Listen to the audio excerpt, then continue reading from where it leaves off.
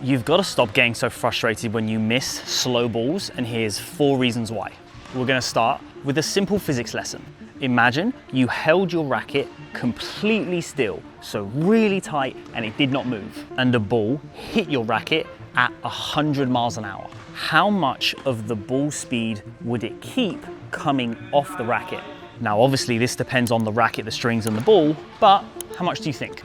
The answer is 60%. So if the ball comes in at 100 miles an hour, it will come out at 60 miles an hour. So for you to maintain the speed of the ball, all you need to do is add that extra 40%, which in this case is 40 miles an hour. That's why it can feel so good to hit with and practice with a good player, because the speed is coming from them. As long as you time the ball well, all you need to do is add that extra 40%. Now, let's imagine that the ball comes at you and hits your racket at 50 miles an hour. For easy math, let's imagine 50 miles an hour is a slow ball. The ball will maintain 60% of its speed, so that is 30 miles an hour, but you still want to hit the ball at 100 miles an hour.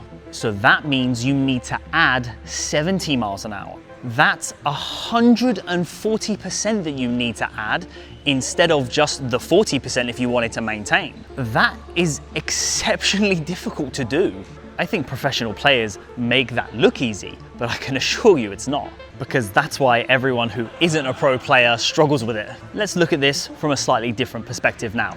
Most of the time, you can do one of 3 things to a tennis ball. You can add speed to a ball, maintain the speed of the ball, or take away speed from the ball. Obviously, you can't add speed to a ball that's really fast, and you can't take away speed from a ball that's really slow, but mostly those are your 3 options in terms of speed. Now, take a second and think about which one of those is the hardest. They are all difficult in their own way, but I would suggest that taking speed away from the ball is the easiest of the 3. Look at all the defensive players out there who just move really well and get the ball back in. They are successful at getting lots of balls back over and in because they take speed away from the ball and just hit it back slower, and they end up winning because you try to hit harder and then you miss your way to losing. Defensive players are the hardest players to beat for most players, and that's why for me, taking speed away from the ball most of the time is easier to do than any of the other 3. Maintaining the speed of the ball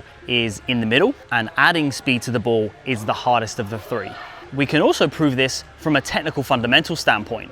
The 3 technical fundamentals are timing, rhythm, and momentum. If you've watched my first ever YouTube video, you will know what these are. To take speed away from the ball, all you need is okay timing and none of the other 2. You need to actually be able to make contact with the ball and make sure that it goes in height, speed, and direction-wise. To add speed to the ball, you need very good timing, rhythm, and momentum. And as a coach, I find myself spending a lot of time coaching players on how to add speed to the ball. If players are good at moving, honestly, teaching them some simple path, angle, speed stuff, and some different feelings when they're in defense, like jabs and pushes, taking away speed is fairly simple. And lastly, we all know when a slower ball comes towards us, we have so much time to think.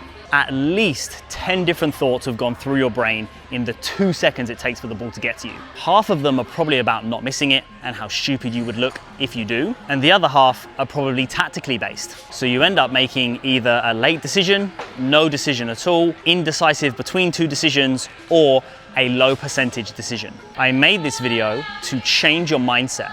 Slow balls are not easy, and you should not be getting so frustrated with yourself if you miss them. So be kind to yourself if you do miss them, problem solve, and find a coach to help you with them. If you want to improve mentally on the tennis court, comment tennis to work with me one-on-one and subscribe for more videos like this.